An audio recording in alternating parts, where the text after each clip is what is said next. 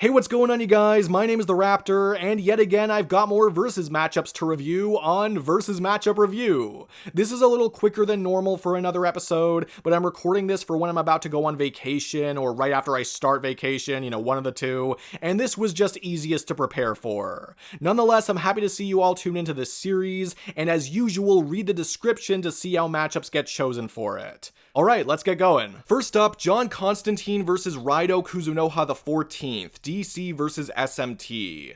This is probably like the second or third time that I brought up this matchup on the channel. I know I at least put it in one of my Death Battle Dream Season videos a while back, and honestly that still kind of applies because I like this matchup quite a lot. Like I've said in previous videos, I really like matchups where the fighters have more of a shtick than just fighting, but they still work really well in the normal Death Battle formula. And at least as far as the casual Death Battle audience goes, I find this matchup to be pretty underrated. The character mix vibes really well for me. I think it could have a really fun personality. It's an easy way to go into these corners of these franchises with a lot of unfamiliar territory, because we've technically seen SMT before, and definitely a lot of DC, but not really like this. And I think it can make for a relatively unpredictable experience, and certainly an engaging one. I do think there would be quite high expectations for the animation. These characters have a lot of stuff going on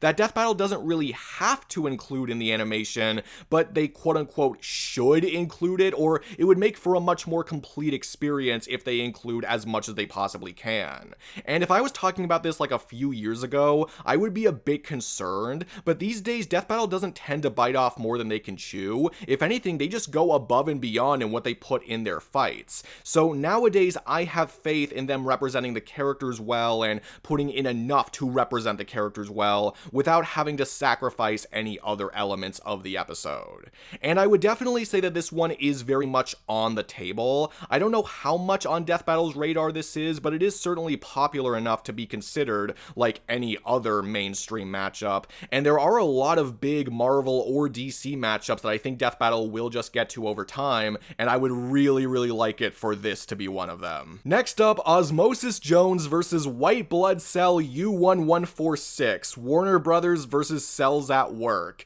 Yeah, you could say this one's a bit on the nicher side, possibly, but honestly, I still see this as a pretty fun and harmless comparison. It's a bit like Ego versus Mogo to me, where the concept is so specific and so funny to think about literally that it kind of can't not get some attention from some people, you know what I mean? It's a very weird idea, there's no doubt about that, but these are still combat-oriented cellular beings to some degree, so I have to imagine that it's at least workable. I would also imagine there would probably be shorter, more story-driven analyses, which is perfectly fine if it fits the characters better that way, and I would also imagine that some real-world cell facts would be slipped in there as well, because I still really like it when Death Battle applies characters or their powers to the real world in some ways. And I'm not even too sure where the debate begins for this one. Like, maybe it's super one-sided just based on the essence of one or both of these characters, or maybe it's super debatable. I have no idea, but I kind of like that I have no idea because it just makes me more intrigued by it all. I really have nothing too deep to say about this one, which I don't think is going to come as a surprise. I would be down to see it though, just to get something so different from what we've gotten before. Like, the closest thing we've gotten to this is what? Ant-Man versus Atom, technically? Maybe? Even then, this one has its own stuff going on. I'd really like to see that.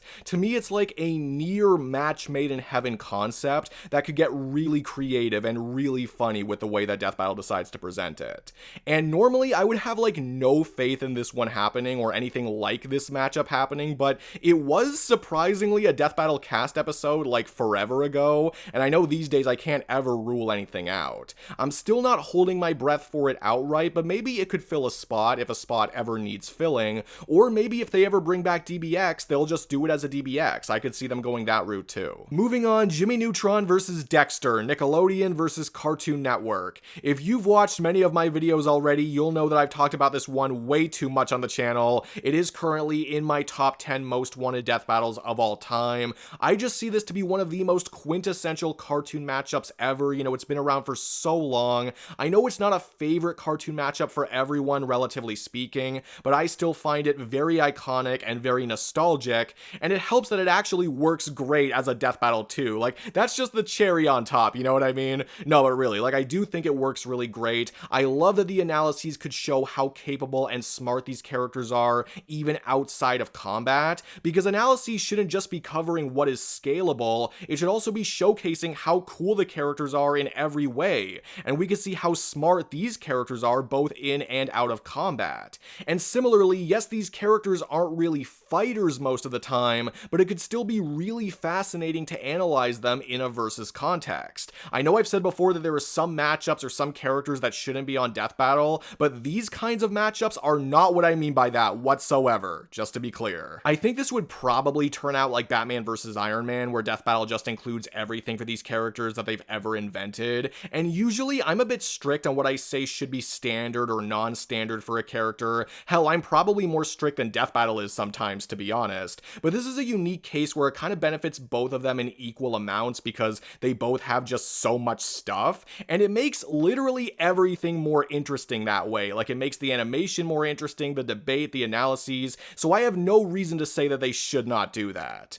And I don't know, maybe it's just me, but this one feels very inevitable to me. I know that these are older cartoons and they may not be prioritized as much as the newer ones, but I still think it should be done at some point. It still very clearly falls under the biggest versus matchups of today, and I think if Death Battle is trying to answer the biggest versus questions, then you just have to do this one. Even if you don't like the characters that much, I think they just have to do it. After that, Katsuki Bakugo versus Splode, My Hero Academia versus Invincible. Yeah, this is a pretty interesting one. I think Bakugo is very similar to Perfect Cell to me, which is that he may have a lot of matchups and a lot of major matchups, but not really a perfect one, at least not in my opinion.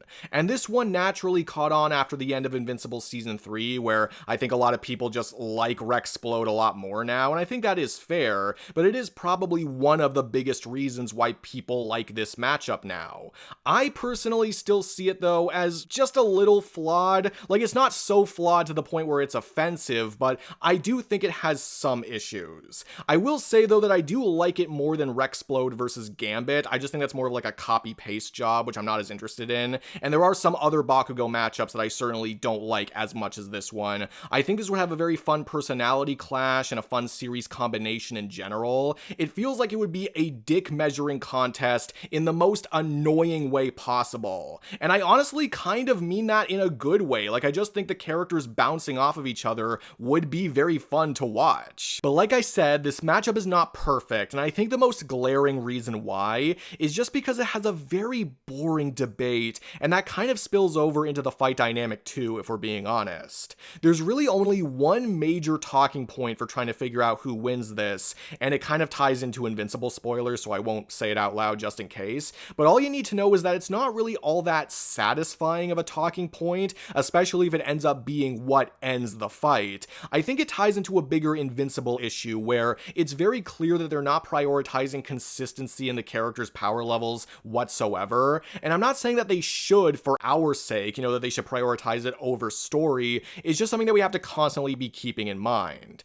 And I have to imagine that Bakugo could get another good opponent without those issues, or at least with those issues toned down a little bit, It's honestly the biggest thing that's preventing this matchup from being my preferred for Bakugo, because I still think it has a really fun personality, just as a Death Battle production. And at this point, I have no idea who Bakugo is going to fight anyway. Before, I probably would have guessed Yang, but now that this one is also a top contender, along with one or two others, because again, Bakugo has a lot of opponents, but some are definitely more likely to happen than others. And Splode's other opponents don't seem very likely right now, so if they wanted to put him in an episode, I think this is how they would do it, but I don't know, it really just depends on what Death Battle wants to do with these characters. Up next, Scorpion versus Wolf, Mortal Kombat versus Sekiro, Shadows Die Twice. This is another one that's ranked really well for me in recent years. I think it's made its way into like my top 15 or 20 now, and that is largely due to the Tournament of Champions really popularizing this idea, but I've also just really wanted Scorpion to come back to the show for so long now, now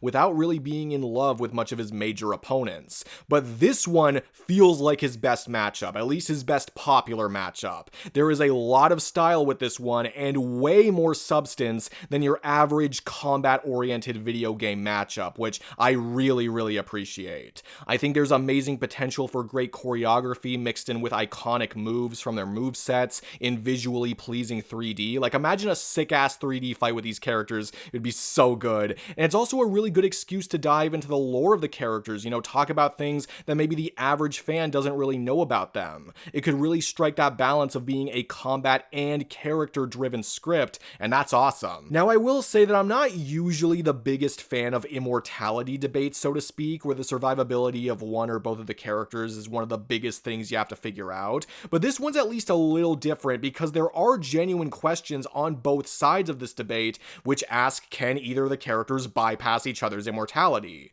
Whether or not the answers to those questions favor that idea is something else entirely, but I appreciate that they're there at least. And that's enough to make the immortality aspect of this debate more interesting without being totally annoying, which is how I can see it in some other debates. Again, it's a very case-by-case thing.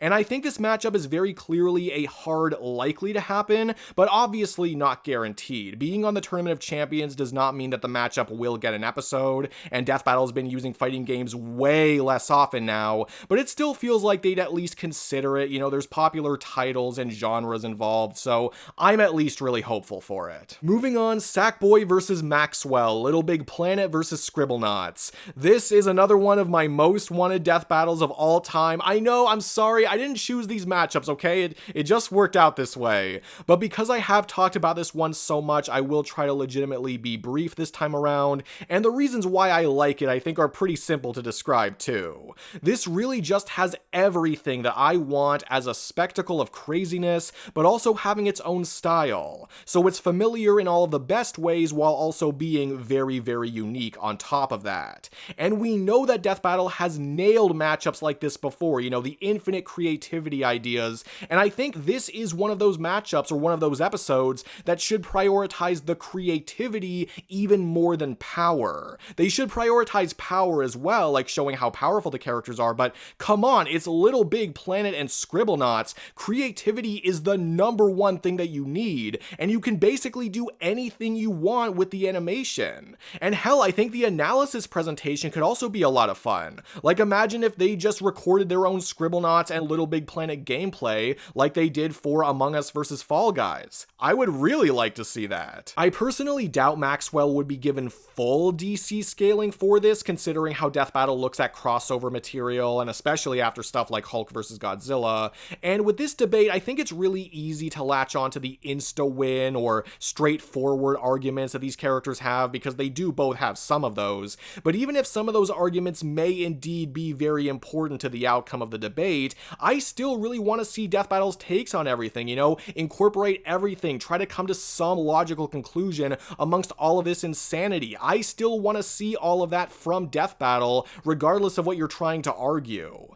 And I really don't want to let my excitement cloud my judgment. This matchup is still very possible, but it doesn't have to happen. I'm well aware of that, but it is still liked by a lot of people, so I feel like I just have to keep hyping it up. I know my Discord will keep hyping it up, so I feel like that's really the best thing that we can do for getting this matchup on the show. After that, Mace Windu versus Byakuya Kuchiki, Star Wars versus Bleach. I'll admit, I wasn't really aware of this matchup before now. I haven't even really seen this series combination much, to be honest, either. I think I've maybe seen it like once or twice before with like Darth Maul or something. I honestly don't really remember, but it is pretty cool to see that right here, right now. On paper, I feel like this matchup might be a bit tough to work out just from the complexity of who these characters are as fighters, but that doesn't necessarily mean that it's a bad idea. I think if anything, it's a really well-rounded idea. There's lots of material and cool techniques to try to implement into the analyses and the animation. I think generally they have more freedom with Byakuya to make the analysis however they want, but with Mace, I think they definitely need stuff that's more tailored to him specifically, because otherwise you're just getting the same kind of analysis for every single Star Wars character, but that shouldn't be impossible. I think there are very easy ways for this episode to stand out. However, all of the praise that I give this matchup kind of comes with a little asterisk next to it, which states that the crossover itself still needs to be functional and allow for a fight. I'm not saying that this matchup definitely doesn't do that, but what I am saying is that if Death Battle researches this fight and comes to the conclusion that there's not a realistic way to make a back and forth combat between these characters, just based on how weird the Bleach series is or whatnot, then that's not a good thing, because you're either making an animation then that's really boring or very, very inaccurate, like too inaccurate for my taste. And if the fight dynamic is indeed like that, then I do feel like you should just put these series somewhere else, like put them against other series that work better for how they operate. Again, I'm not saying that this 100% applies to this matchup in particular, but it's just something we should always be thinking about before we get too ahead of ourselves. That's what I'm trying to say. And kind of tying into all of that, there are definitely way more popular ideas from these series that I feel like Death Battle would do before, or maybe even instead of this one, and it's not like Death Battle is using Bleach much right now anyway, so, you know. Assuming that this matchup can indeed work as a satisfying fight, then I see no reason to not do it, but I also see no reason to suspect it either, so it would be pretty surprising to me if we got this one soon. And last but not least, Ben Tennyson versus Jaden Yuki, Ben 10 versus Yu-Gi-Oh! This is a matchup that's gotten a lot more attention over the last few years, and Ben is kind of like Scorpion for me in that he has a lot of matchups, a lot of characters that you can technically pit him against, but I just want a really, really good one.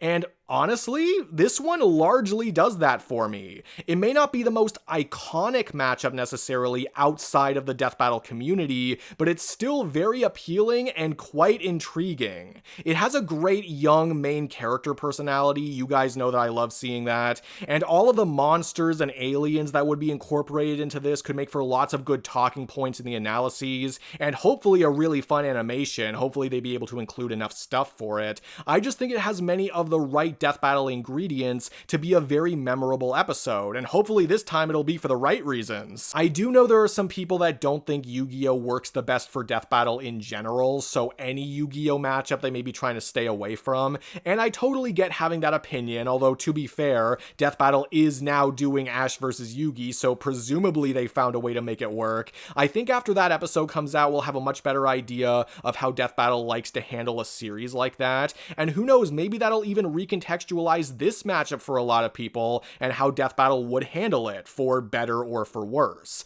All I know is that I just don't want to have to cut out anything that we don't absolutely have to. I don't want to prevent myself from wanting this matchup because I honestly think it could be really cool. And I do think Ben 10 will come back to the show at least after a while in some way, shape, or form. This feels like a top choice for him now, again, at least within the community, and this may be a safer option than trying to go for another DC character. So yeah, I have some decently high hopes for this one. So guys, thank you all so much for watching and taking some interest in what I have to say, and however you may feel about any of these, you can let me know down below. Read the description to learn how to contribute to the series, like and subscribe if you want to see more like this from me, but either way, I hope you have a great day and that I'll see you again soon. Peace out.